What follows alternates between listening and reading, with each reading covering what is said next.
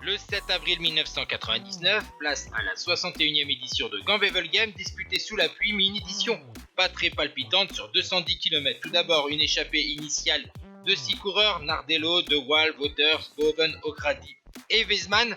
Malheureusement, à partir de la première ascension du Kemmelberg, le peloton va commencer à exploser avec les offensives des spécialistes des Flandriennes, surtout les Mapei, et la seconde ascension du Kemmelberg va permettre à un groupe de 15 coureurs de se dégager à l'avant de la course. Bien sûr, on a repris les restants de l'échappée matinale, et donc ce groupe d'une quinzaine de coureurs se dégage, tandis qu'à l'arrière, le peloton des coureurs comme Kirsipu ont été piégés.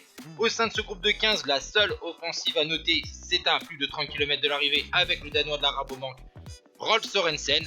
Mais bien sûr, après avoir eu une vingtaine de secondes d'avance sur ce petit groupe de tête, il va être repris le coureur danois. Il a des équipiers de la formation Rabobank au sein de ce groupe de tête, mais il n'y aura plus d'offensive notable puisque Wilfried Peters et Johan Museeuw travaillent très fort pour Tom Stills, vainqueur de l'édition 96 de Gambevel Game et troisième du Heidvolk en début de saison, sans oublier une victoire d'étape sur Paris-Nice.